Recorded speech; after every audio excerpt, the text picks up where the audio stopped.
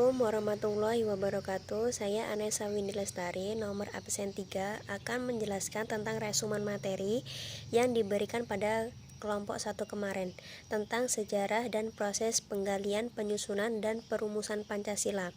Yang pertama, proses perumusan Pancasila diawali dengan sidang BPU PKI yang di dalamnya membahas tentang usulan-usulan rumusan Pancasila. Sidang pertama BPU PKI diadakan pada tanggal 28 Mei sampai 1 Juni 1945. Yang pertama, pada tanggal 28 Mei sidang dibuka dengan sambutan dari wakil tentara Nippon.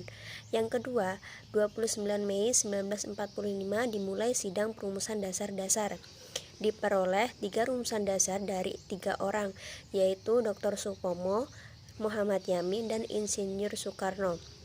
Adapun rumusan dasar yang dikemukakan Dr. Supomo yaitu yang pertama persatuan, kekeluargaan, keseimbangan lahir dan batin, yang keempat musyawarah, yang kelima keadilan rakyat.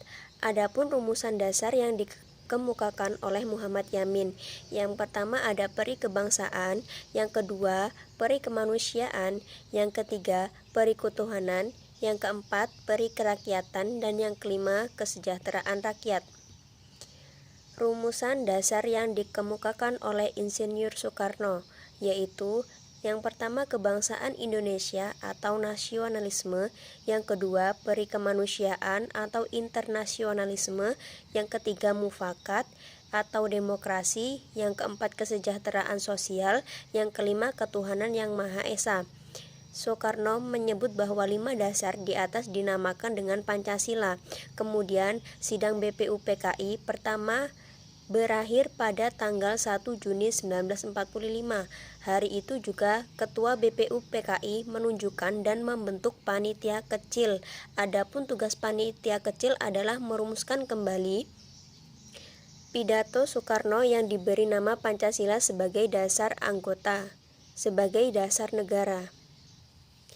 Yang selanjutnya ada anggota panitia 9, itu yang pertama Ki Bagus Hedikusuma, yang kedua Kiai Haji Wahid Hasyim, yang ketiga Muhammad Yamin, yang keempat Ahmad Subarjo, Master A. Amaramis, yang kelima Abdul Kahar Muzakir, yang keenam Abi Kusno Coko Suryo, yang ketujuh Muhammad Hatta, yang kedelapan Haji Agus Salim, yang kesembilan Soekarno sebagai ketua. Selanjutnya dalam sidang BPU PKI kedua tanggal 10 Juli 1945, Soekarno melaporkan bahwa sidang panitia 9 tanggal 22 Juni 1945 telah berhasil merumuskan Pancasila yang merupakan persetujuan antara pihak Islam dan pihak kebangsaan. Rumusan Pancasila dari Panitia 9 dikenal sebagai Piagam Jakarta atau Jakarta Center. Bunyi dari Piagam Jakarta yaitu yang pertama, ketuhanan dengan kewajiban menjalankan syariat Islam bagi pemeluk-pemeluknya. Yang kedua, kemanusiaan yang adil dan beradab. Yang ketiga, persatuan Indonesia. Yang keempat, kerakyatan yang dipimpin oleh hikmat, kebijaksanaan dalam permusyawaratan perwakilan. Yang kelima, keadilan sosial bagi seluruh rakyat. Selanjutnya, menanya alasan diperlukannya Pancasila dalam kajian sejarah bangsa Indonesia. Yang pertama, Pancasila sebagai identitas bangsa Indonesia. Sebagaimana diketahui bahwa setiap bangsa manapun di dunia ini pasti memiliki identitas yang sesuai dengan latar belakang budaya masing-masing.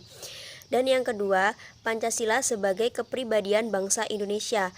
Pancasila disebut juga sebagai kepribadian bangsa Indonesia, artinya nilai-nilai ketuhanan, kemanusiaan, persatuan, kerakyatan, dan keadilan diwujudkan dalam sikap mental dan tingkah laku serta amal perbuatan. Yang selanjutnya, ketiga, Pancasila sebagai pandangan hidup bangsa Indonesia.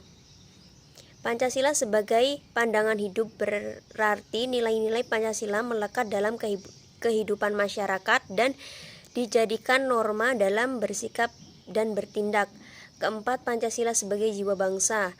Yang kelima, Pancasila sebagai perjanjian luhur. Artinya, nilai-nilai Pancasila sebagai jiwa bangsa dan kepribadian bangsa disepakati oleh para pendiri negara sebagai dasar negara Indonesia. Menggali sumber historis, sosiologis, politis tentang Pancasila dalam kajian sejarah bangsa Indonesia. Yang pertama ada sumber historis.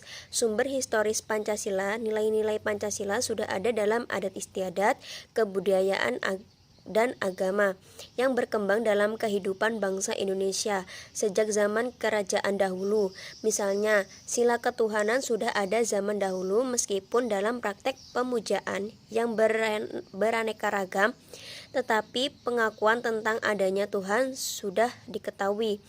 2. Sumber sosiologis. Secara sosiologis telah ada dalam masyarakat Indonesia sejak dahulu sehingga sekarang. Salah satunya nilai yang dapat ditemukan dalam masyarakat Indonesia sejak zaman dahulu hingga sekarang adalah nilai gotong royong.